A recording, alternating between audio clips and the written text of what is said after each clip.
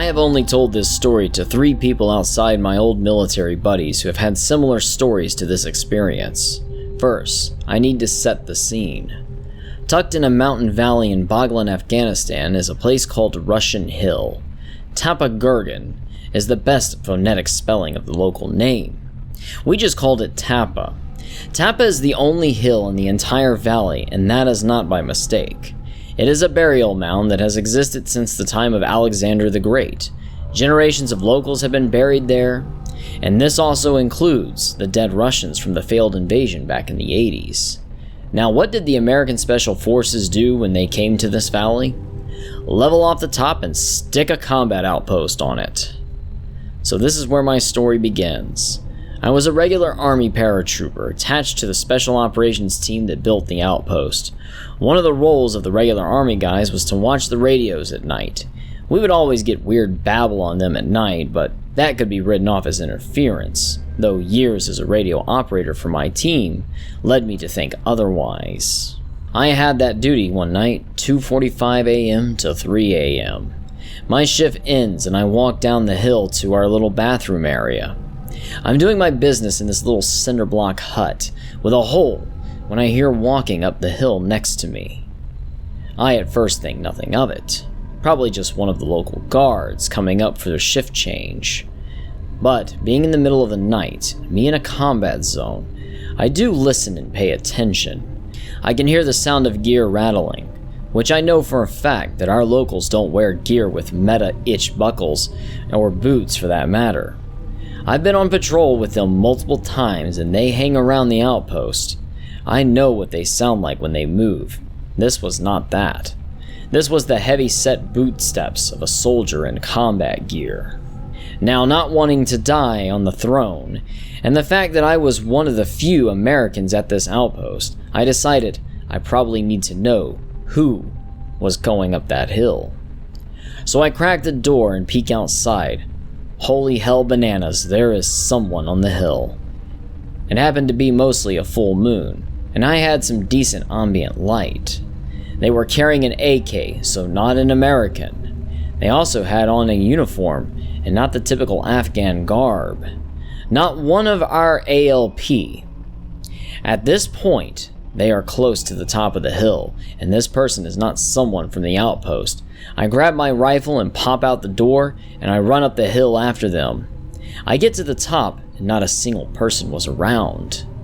I walk over to the building where the radio guard is and knock on the door. My buddy answers and asks what's up. I check to see if anyone else was up or came in there, and he said that no one came out of the barracks. I bummed a cigarette and laughed about what just happened. The next day, while eating lunch, we joked about it, and one of the special ops guys who had been there longer told us it was the resident Russian ghost. Claimed he had started appearing after they used dirt from the hill to fill our Hescope baskets for the wall. Turned out they found some bones while doing it. He even told us that he had been face to face with it, and even drew his sidearm. All the other guys chimed in about their own creepy stories of the place. I got moved to another outpost a few weeks later. Always got super creepy feelings whenever we would visit there.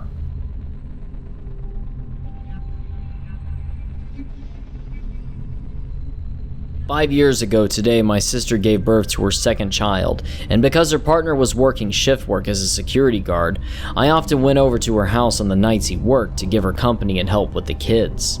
She lives about a 10-minute drive from me, so the routine was usually me going over there around 5 p.m. and leaving to come home around 1 a.m.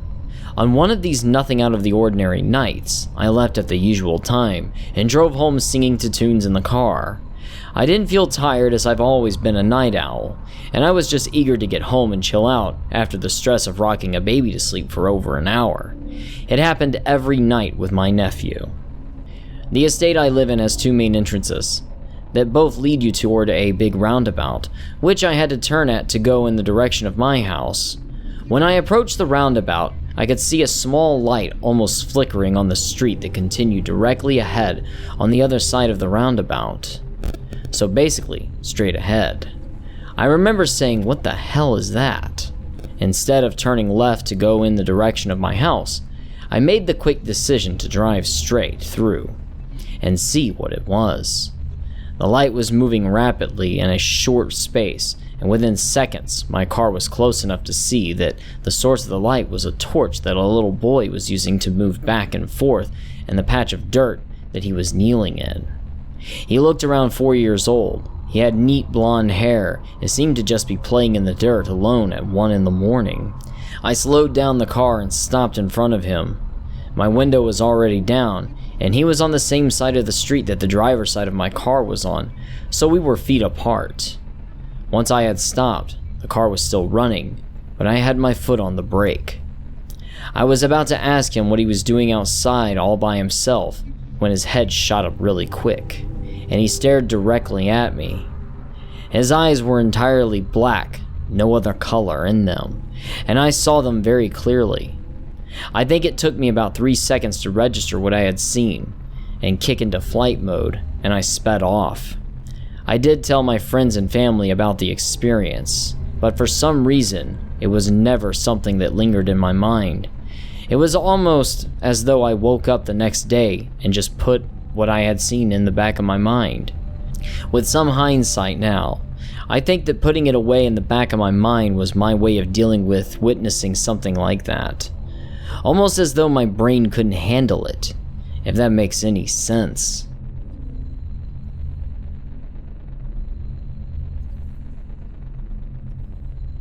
This happened a couple of days ago. My family and I went to an old asylum while on vacation. They had renovated it up a bit and put a couple of stores and a restaurant inside, so my father thought it would be a nice place to visit. When we first drove into the driveway, I was overcome with dizziness. I couldn't see straight, and I couldn't finish typing the message I had been typing before we pulled in. As I got out of the car, the dizziness subsided, for the most part, and we all went inside. It still looked like an asylum. The doors were like metal cage doors, the floor was old and cracked. The walls were old yellowed bricks, and there were entrances that were covered over with more bricks so no one could enter. As we began walking down the halls, I noticed something was off. The overall feeling of the place was just terrible. I started getting a headache, but it was only minor. I know spirits can give people headaches and stomach aches, so I was not surprised. As I said, mine was minor. But I couldn't help but notice that my sister was getting worse and worse. As we continued walking down the hall, we stopped to look at one of the stores. There was an old-looking metal door that resembled something that would be on an animal cage. It was just a pitch-black empty room on the other side. I had mentioned to my mother the feeling I had about the place, so as a joke, she held me close to the cage and said, "Look in there. Do you see the ghost yet?" As they were all laughing, I stood there in shock, for there was someone on the other side of the gate, looking back at me. I ripped away from her grasp and kept walking down the hallway from the cage-like door. My sister was giving me a look, so I knew she wanted to tell me something. We went off to the side and she told me she had a terrible pounding headache. We kept walking as she told me about it, but I could see that she was getting worse, like she didn't know where she was going anymore. I took her outside the building for a minute to help her head, and told her to pray and imagine a white light around herself. And she did this, and started to walk away from the building. Her headache was getting better. My father scheduled us to eat inside the building, and our table was ready, so we were forced to go back inside. She told me her headache was even worse than before, and that she was about to pass out, and that the praying and white light now made it worse. We were texting each other, and she was telling me that she felt a strong pressure on her back and head. Soon enough, I could see she couldn't take it anymore, so I took her outside again. My parents were furious, but only because they didn't understand. Once I took her outside, she started to cry and shake, so I took her away from the building, and we went on a walk. We went across the street, and I talked to her about how the Lord was with her. Her headache stopped, and so did the pressure. Our parents texted us, telling us that the food was there, so we again were forced to enter the building. I held her hands and prayed with her before we entered again. We ate as fast as possible and got out even before our parents did.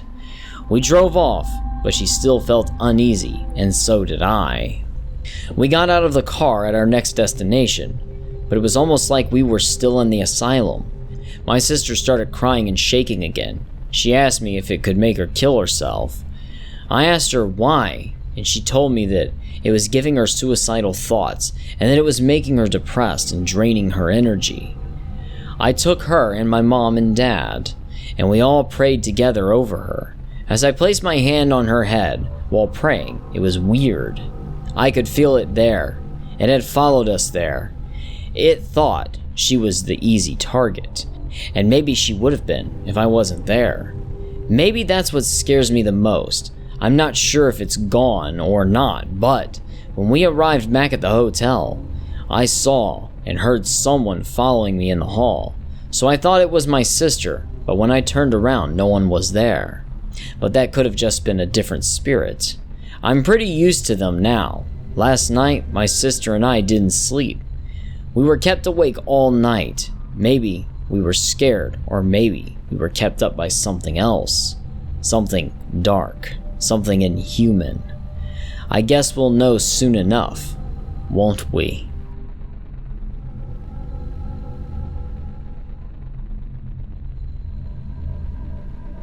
We haven't had an experience in a couple of months.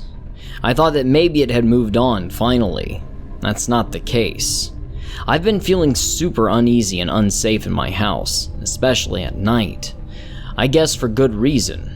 2 nights ago, I heard a young girl screaming from my parents' bedroom. I stood there trying to figure out what to do. I was home alone. Soon after, music started playing. I thought maybe it was my phone, but it wasn't. I never found the source of the music. My parents soon arrived home, and I left the bathroom. I had locked myself in there. Probably about 5 nights ago, I had a dream about a demonic young boy. He was dimmed gray and black. Even his skin was gray and black. He was wearing old worn-out clothes and had bright, glowing yellow eyes. I saw him walking up the stairs towards me in my dream. The lights flickered around us. I screamed at him in the name of Jesus to leave me alone, and he did. He disappeared into thin air. I woke up around 5, totally petrified from the dream because it felt so real. I checked my phone to see it was around 5. I felt like I was being watched, so I just sat there for a bit. I had no idea what was going on outside of my room. In the living room, my sister and mother were sleeping. My sister explained to me that she woke up and felt something grabbing her ankles and was terrified. She had a blanket covering her face mostly, so she couldn't see everything, but said she did have a hole in the blanket where she saw exactly what was grabbing her. She said that she saw a little girl with long black hair, a deformed rotted face, and white dress. No eyes. She said she closed her eyes because she was too afraid to look at it anymore. Then she woke up. Again, she said she never remembered going back to sleep but woke up again and knew that she was awake for the other time. So she was confused. Then she saw the little girl for the second time standing in the living room. The little girl ran into the kitchen, back and forth before she disappeared. My sister checked the time that she woke up for a second time, around 5. Was this a coincidence? Both waking up at 5? Could be, but I feel like it wasn't. My sister said that sometimes the ottoman in the living room, where her feet are, shakes violently sometimes, and that it wasn't the first time the little girl was there grabbing her feet. A few months ago, she had sleep paralysis, and that was the first time she saw the little girl. She needs a new place to sleep. Obviously, the living room isn't working for her. She had a dream where a bright red light shined from the living room, and when she tried to enter, an angel threw her back and told her, "Do not enter the living room, not at night." She woke up with the feeling of something watching her. Although I'm worried about her, I'm slightly glad that it's so violent with her and not me, because it was the other way around a little bit ago. I had all this terrifying stuff and she was getting dreams. Now I'm getting dreams and she's having terrifying stuff happen to her. It switched. Maybe it decided after 5 years I needed a break. She's not as strong as I am, though. She doesn't know what she's dealing with or how to combat it, really. I grew up learning about the paranormal and dealing with experience after experience, but she never did. She just didn't want to know. After she was attacked at the asylum we went to, I feel like maybe things know she's an easy target now. Thank you for watching, and if you enjoyed this video, please give a like, leave a comment, and subscribe. Perhaps click the bell for notifications, and remember, hell is empty, and the devils are here.